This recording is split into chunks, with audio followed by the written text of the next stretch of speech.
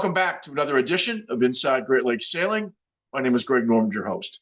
Well, this week we're going to get a chance to talk a little bit about the 100th running of the Bayview Port Huron to Mackinac race. We check in for the first time this season with Charlie Trost, who is the chairman of the race this year. Charlie's going to give us a little bit of an update. You might want to know that there's more than 300 boats already registered. They anticipate possibly breaking the record, which I think is 318. And Charlie and I got a chance to talk a lot.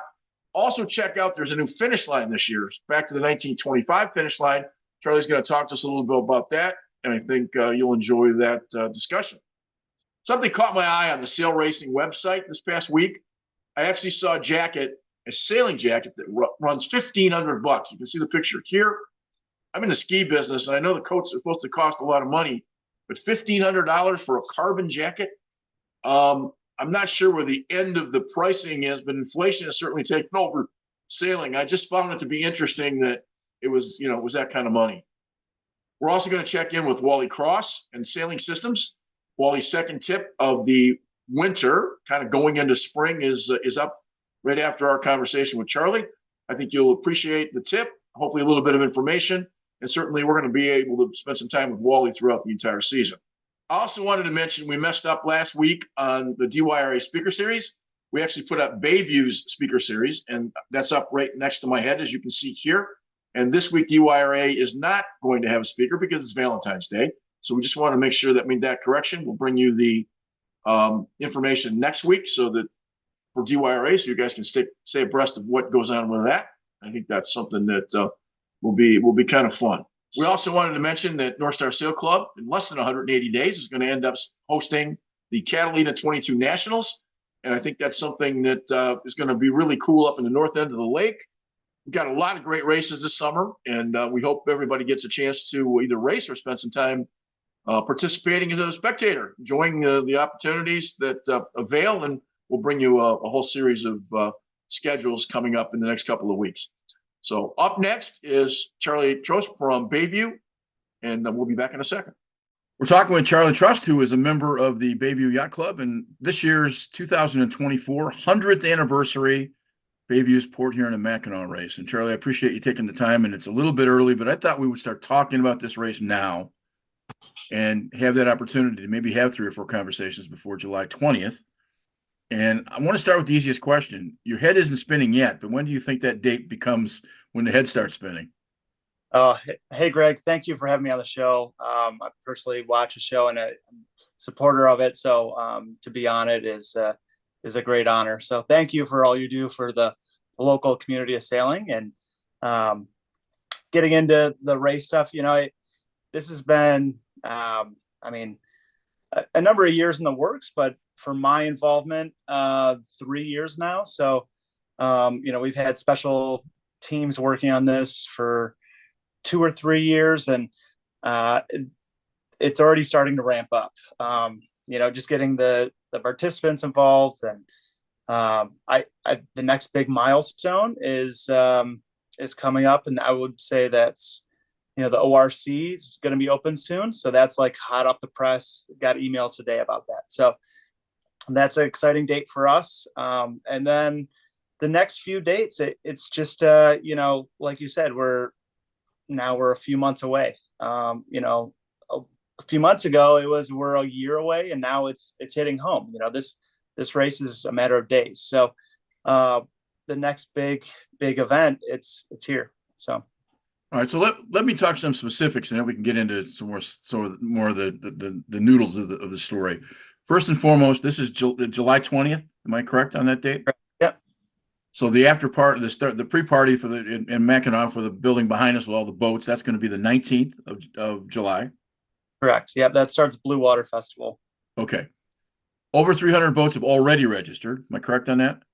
Yeah, I looked today, 313, but then that's what's like public on the website. Everyone will see that we have 313 paid. There's another 9 that are in the queue that haven't been posted just because they haven't submitted payment. And then I'd say there's another 20 that have requested an invite for the race. So, we're on pace to break the record, which is very exciting. What is the record? That was the other question I was going to ask.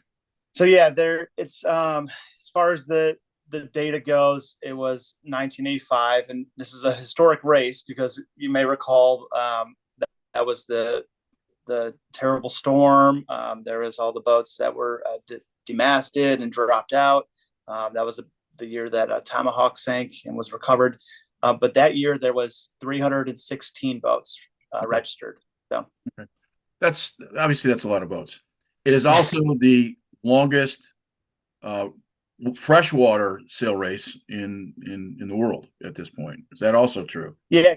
So continuously run, but yeah, longest continuously run freshwater race in the world. So there was a few times, I mean, and I've had the joy of going back through some of the archives and, it's receiving a letter from the president during World War II to say, you guys are available to I hope you continue this race. We reached out, asked permission. And so just being able to look at some of those artifacts is pretty neat. And then we kept the race going during COVID as well. So just knowing that this race, we've done all we can to keep it going year after year. And for me personally, I'm excited knowing that it's going to continue to run for the next 100 years. So post-COVID, the last 3 years, 21, 22, 23, you guys have been in the neighborhood of about 225, 230 boats. So this is a huge, the logistics of that now from a manpower standpoint, does it take more folks since you've added maybe 75 to 100 boats? Yeah, that's a great question. So we're working with, our internal teams like registration team, for example, because that's a big increase. They're used to handling the 225 boats. How do we go about handling 300, even up to 350 boats? So we're working through that right now. I think we're adding a few technology components that will help. The biggest challenge is when you get to that size of boats is just where do you put them? So the island, we only have so much space on the island. So we're not going to cap entries for the race. It gets a little challenging. Where do you put them? So we're looking at St. Ignace, we're looking at Max City. So that's a challenge that my team and I have to deal with, but we just encourage everyone that if you haven't signed up, just to look into it and ask questions if you're still on the fence. It's truly going to be a great event and record-breaking turnout for the 100th. Yeah, the party's got to be just in itself's got to be a full-time job. When I'm guessing somewhere along October or November, you go to your boss and say, by the way, I'm taking all of my vacation time for the next decade to cover all the things you're going to do for, in the next 4 months anyway. It's got to keep you pretty busy to say the least. Yeah. Luckily, the family I work for, they're sailors. Both the owner is registered and his brother that I work with are registered. So they kind of get it, which helps. No, I get that. Can we talk about, is there anything special this year? I know you guys had the conversation about hiring a film crew and following one of the racers. Is that going to happen this year? Yeah, so that's a separate interest group that there have been plans about making a documentary. Now, as far as who's going to pick that up, I think that's still in discussion, but we have a very talented individual who's a member of Port Huron Yacht Club as well. A number of clubs who's done the race. Last year was his Old Goat year.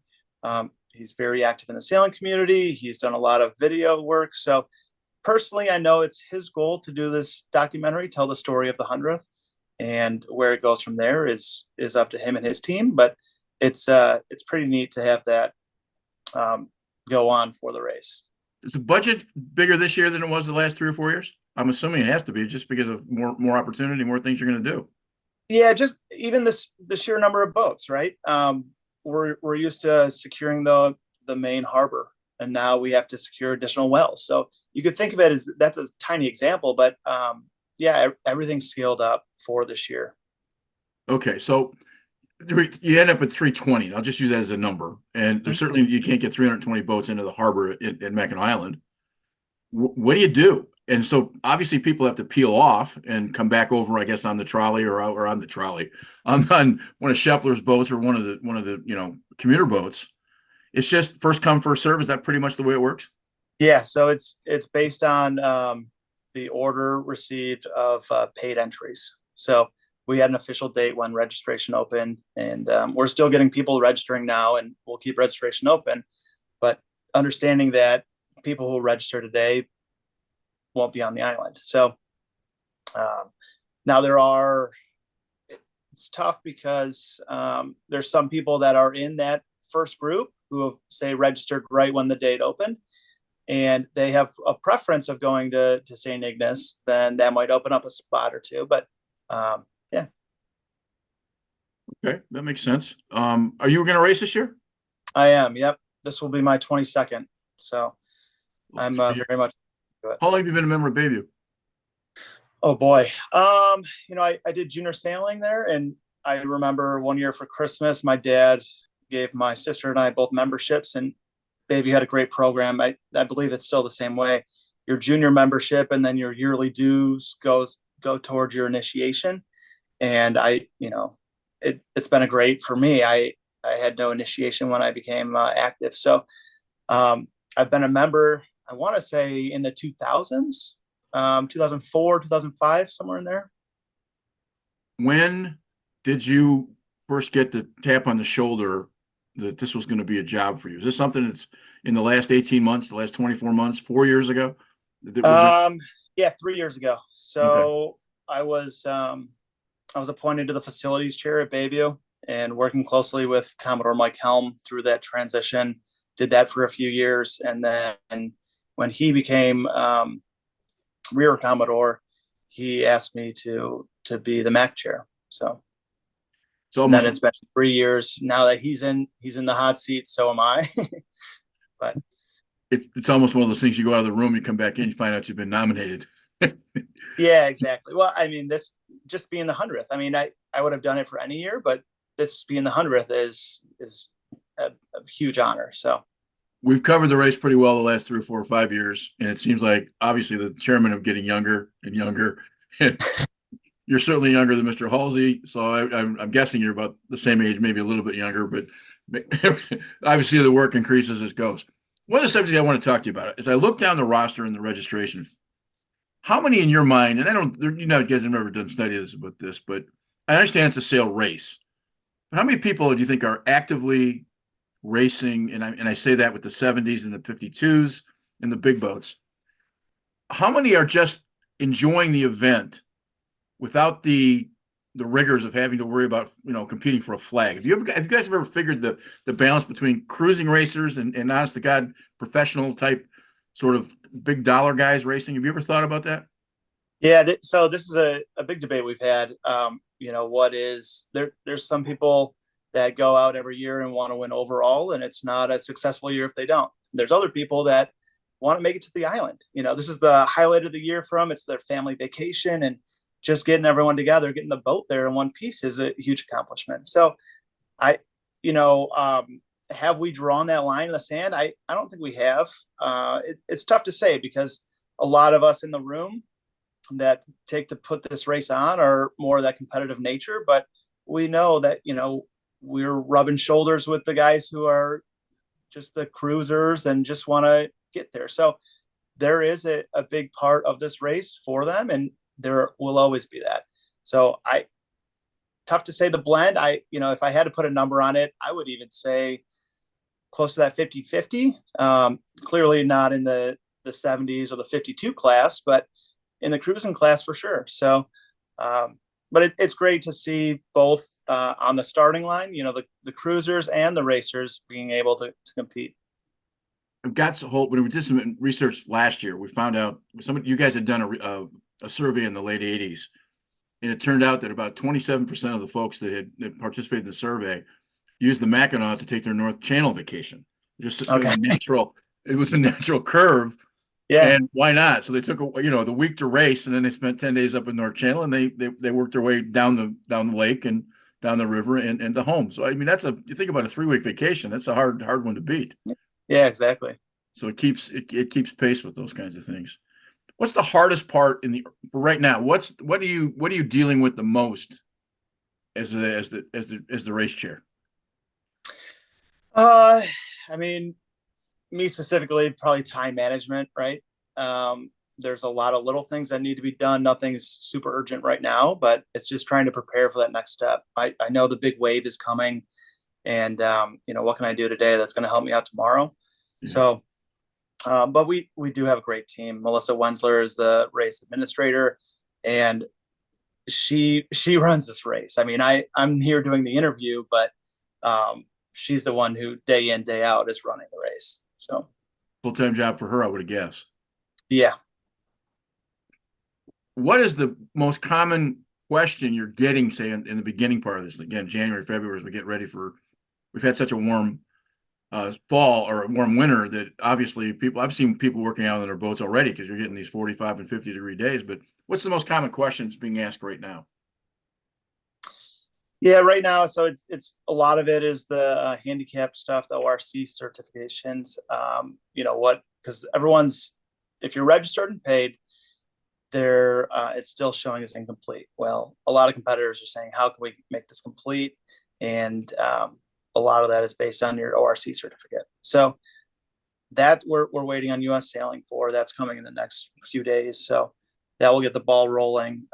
There's always been questions about handicaps and sails, getting them measured. So, those questions continue, but for the most part, it's been, the questions haven't been flowing in yet. I know that day is coming, but there's been a few a week, which is totally manageable. I think it's our goal of the race is try to be forward thinking on some of the stuff. If we know that some of the competitors have questions, let's get out and do a communication on it. And I want to finish up with this year. It's a 201-mile race, which is different than the past. You're not going to the Cove. Understanding you're using the 1925 finish line. Am I correct? Yeah. So it's the original race course, and this is something that was decided a few years ago. We all want to pay tribute to the 100th. This is a great way to do it. So it's south of Boys Blank Island, and we're finishing west to east. So the finish line is the same as last year. There's a few different records of where it was, and a few different accounts.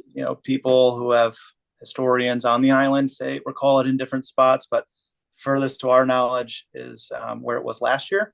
So that's Round Island Lighthouse going. I believe it's from the island, looking at Round Island Lighthouse, which is 180 degrees magnetic. So that point is near where the old library was. We're near the Lilac Hotel. So but it's very close to the finish line that Chicago Yacht Club uses. And the original race was run at the same time as Chicago Yacht Club. So that's why the race course, it went south of Babilo, finishing west to east, because they had a station and all the boats had to go through the same finish line. Okay. So that makes sense. But Cove was about what, 260 in mileage? Does that sound about right? Yeah. And the shore course from the previous years is about 230. Does that sound right? I want to say it's a little less than that. The numbers I am getting are like 205 for this. So this is pretty much the shore course then. If it's pretty much a short course, except going south. Yeah, you're going south of Babilo and finishing west to east, opposed to going north of Babilo, finishing east to west. So it's going to be a much faster race. Yeah. Well, obviously wind, Let's hope, right? weather, and I understand that, but Yeah. everything being equal, this race you might be finding folks finishing as early as what, maybe late Sunday morning, 4 or 5 o'clock in the morning. Yeah. I mean, Sunday evening, Sunday afternoon. So yeah, that adds another challenge, right? What do we have another event on the island? Do we have dockage for these people? So these are all, all things that the team is focused on at this time. I don't remember, but I think it was Tim Lavalier who had it was Eagle One came in early and they had blown the field away. Was that the Chicago race or was that the Mac race? That must have been the Chicago race. Yeah, I know last year Eagle One and White Hawk were neck and neck the whole race. This was 2 years ago. But the funny part of the conversation was they came in at 3 or 4 in the morning and there was no boats in the harbor. And there was nobody on. They didn't know. They weren't sure where to go, where to hook up. Yeah. And, it was at least 4 or 5 hours before even the next boat came in. And it was the first time that I talked to the harbor master briefly. He says it was the weirdest thing in the world because I get a call they got to, get out of bed and come down and open the. Nobody expected them to be there that early because they had caught a really good set of, a pretty good set of wind going north, and everybody else had gone back towards Michigan. Yeah. And when we talked to Heartbreaker, we talked to Bob Hughes. He'd fallen asleep, and he said he knew he was in trouble with the 52 when he heard some guy with a lawnmower. They'd gotten so close to Lake Michigan shore. He says, "I'm listening to the lawnmowers." He says, "I got to change the course," and they did, and it was what it was. Is there a time limit on the race itself? I don't believe there is. There, I'd have to go back to the NOR and check that out, but I don't believe it's in the NOR. The SIs, you had to right across. I live in the Crescent. Right across from us is a Sea Scout boat, and last year I think they got in 23 hours. It was maybe the year before. They got in 23 hours after the last boat. They'd had some issues while they were coming in. That's why I was just curious as far as the finish line. So it's just one of those things. Yeah, with so while we're talking the finish line, with that, we're still going with the virtual finish line. That's gone under some scrutiny, but just the direction of the race, what we've done in the past few years, we've got a lot of traction. So U.S. Sailing is recognizing this, and we're making big moves with that. So we're going to use yellow brick and go with the virtual finish line. So in theory, there shouldn't be a time limit, right? That finish line will still be there, and yellow brick has the data. So okay, well, good. Well, listen, I appreciate you taking some time. Like I said, we'll have a couple more conversations before we get to pre-race night and all the stuff that goes on in Port Huron and the rest of it. And appreciate you taking the time. Yeah, thank you, Greg. Looking forward to the next segment. We'll talk to you soon.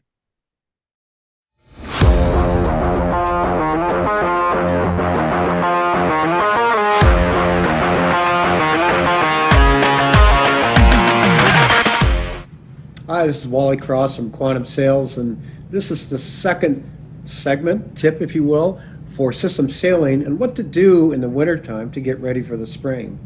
Our first segment, we talked about making that list of what we can do to make improvements for the upcoming season, and one of the high priorities was the boat bottom. So you've looked at your boat, and it's clear that some things need to be done, either the keel, the rudder, needs to be faired, the hull faired, painted, whatever the case may be.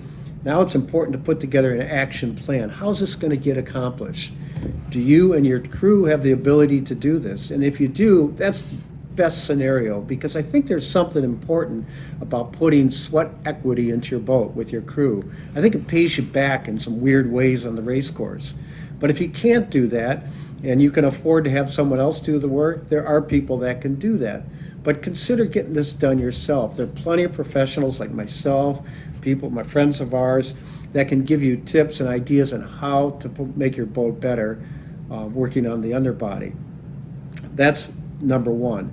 And then number two is you start moving up the boat, the hull, the inside, making the interior of the boat as light as possible, moving stuff around so that the weight in the boat is more centralized versus having it more spread out throughout the ends. And then you keep going through the boat. Now you're moving on deck. Is the deck simple? Is it clearly laid out? Are all the moving parts well marked and numbered so you can keep references on where jib leads were, jib sheets were, backstays were? And keep moving up the rig. Is the rig clean? Is the windage low? Now, and then you get to the sails. What's your sails like? Have you taken them to the loft? Have you inspected them? Have they been inspected? Do you have pictures of the sails? All this stuff adds up to getting you ready for the spring. I hope that helps. Look forward to talking to you next time.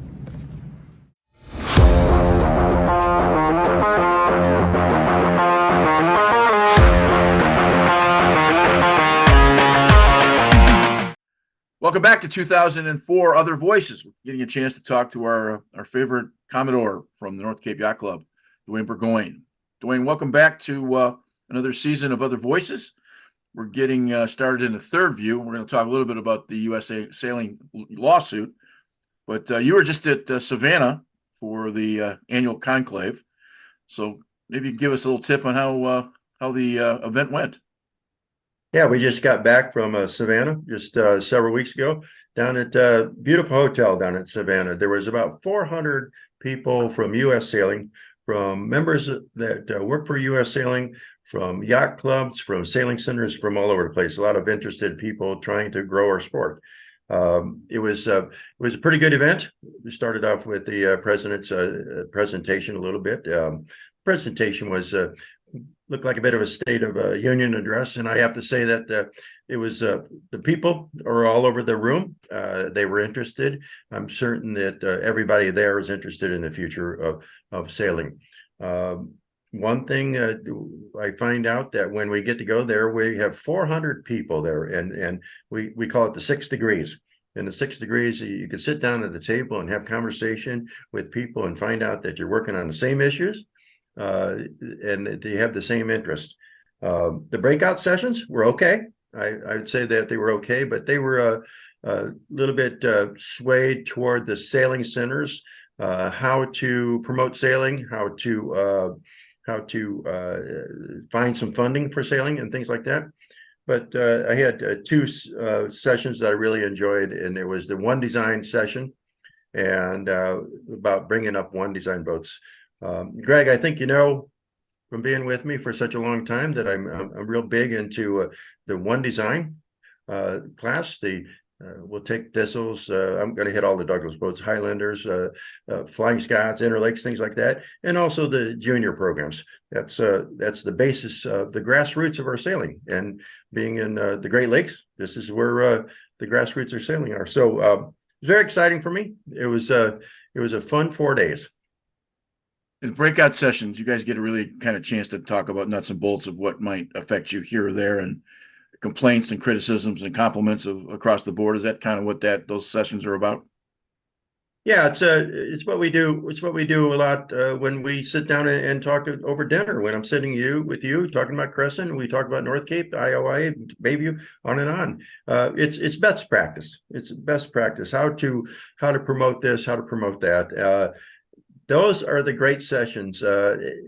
I find that at the end of the breakout session, there's 10 people over here and 10 people over there, that the conversation continues on for another hour. I bring home a lot of great ideas that we want to implement. Do the people that make the decisions ever get a chance to hear that grassroots conversation, or are they kind of stuck in their ivory towers? No, absolutely not at all. I just received the survey yesterday to talk, put my feelings down, and most of the people at this event, they have strong feelings, and they have no problem of putting those feelings out. Back to U.S. Sailing. We've got names that certainly John Pierce, the juniors guy. Great conversation with him. Great time with him. Betsy Allison.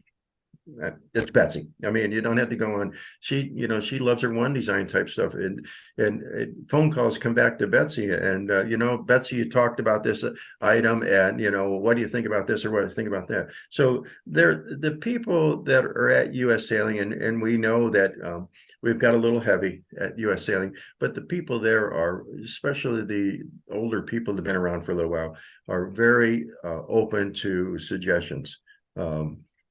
And I think a lot of those get implemented. I certainly know that when I talk to Betsy, she takes notes and implements those things. How do we get youth involved in the decision making better than we are at this point? Your point of that there's a lot of people that look like us, but if you look at the staff, the national staff, and some of the folks, they also look like us. At some point, there has to be some youth injected. We got to take a trip sideways. Is that a fair criticism? Yeah, absolutely.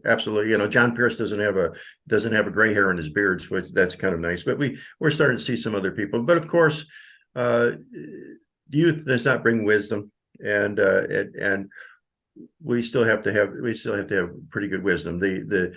The board of directors for U.S. Sailing, you never see them very much, but they're pretty down to earth people. Enjoy just sitting down and chatting with them on the direction. So we think that U.S. Sailing is we're morphing. The best way to say it, and we got some criticism out there. I mean, we've heard the U.S. failing thing, unfortunately, but the reality of it is that if you're going to if you're going to be in this organization, then make a difference. Make a difference and make a positive difference. Anybody can bitch. Well, where there's smoke, there's usually fire. I believe that to be true. Which brings us to the sort of hot potato in the room. For the first 2 weeks, we've had the opportunity to talk to Tom Eman related to the U.S. lawsuit against America One and Paul Kierd and a number of other folks. We had that chance to talk to him. And then last week, I get a chance to sit down and have a conversation with both Gary Jepson and Bruce Burton, former U.S. Sailing presidents. And since then, we've also had a conversation with Richard Jepson, the current president. And with the lawsuit pending and litigation, we're going to interview Richard next week and have a conversation with him unrelated to the lawsuit. And I understand the premise he's in. He can't talk about litigation, but there's a $5 million, give or take a couple of dollars towards America One. It is relatively hot news in the sailing world, yet I don't think it was a prime topic of conversation in Savannah. Is that also fair? Yeah, it was. It was more about the sitting around the table, conversations like that. And we heard it's all kinds of opinions. Once again, when you get a lawsuit at that level, you don't know exactly the details of it.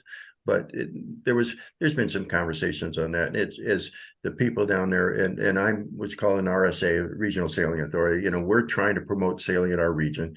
We know that this is not helpful to the sailing program.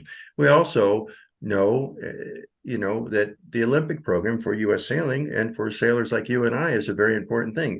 We don't think it's helpful to that.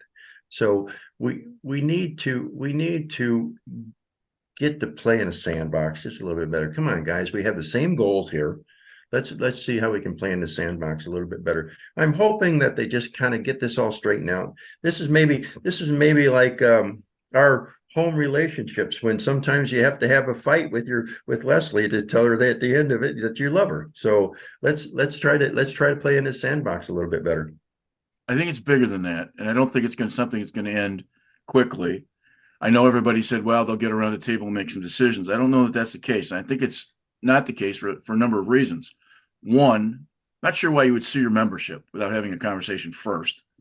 That boggles my mind. Second, in an Olympic year, you come out with the lawsuit in January when you're headed towards what arguably every 4 years is your biggest spotlight. That doesn't make just sense. The communication department, and I'm going to mention a couple of things in a second, and the third part of it is it's real dollars. But here's the other side of it. Just recently, in the last couple of days, America One released their progress report over the last 6 months, and pointing out that they have something $5.8 million they've donated to the racers, and some of the specific things they're doing for the racers who are now competing in the Olympics, because they're not getting a whole lot of support from U.S. Sailing. They are running the events, but they're not necessarily doing the rest of it. My point is that America One feels obligated to put out a sort of a report, a statement, yet they don't do that publicly. They did it only recently because there's a lawsuit. It's a bunch of large dollar guys and boys and their toys to some extent. I don't think that that's an unreasonable statement to make. I think this is in for the long haul, and I think it's going to hurt the sport. I really do. I don't know. I hope you're wrong. I hope you're wrong, but So do I. But in one way, I think you're right, because this is about boys and their toys. This is about big money. When you look at boys and their toys and the Vanderbilts and things like that did this back, with in America's Cup before, it was always about boys and toys. But I think that those people, America One, have a passion for sailing. They want to promote sailing at the Olympic level. They also want to promote sailing at the level below that, the collegiate sailing level too. And since when they didn't agree how to go about doing that with the U.S. Sailing, they went off and did it themselves. We just hope that they just play in the sand. I keep saying it, play in the sandbox a little bit better, guys. No, it won't happen right away. There are big personalities involved in this. You and I talk a lot about communication or lack thereof of communication, certainly within the national organization, even our local yacht clubs. Alan Osfield is a non-sailing CEO, and the rollout for his job, they put him on a J-22 in the middle of San Francisco Bay, and they put him up on a beach, and it was just really clunky. he kind of got off a boat and said, "I like to sail on Allen Osfield." The start of his speech in Savannah, the camera that was supposed to be on the dais for the first 45 seconds of that broadcast, of that streaming, was at the back of somebody's chair. The sound wasn't right. This is a professional organization with full-time communication directors. I have high school kids that could do a better production job of what was done for that event.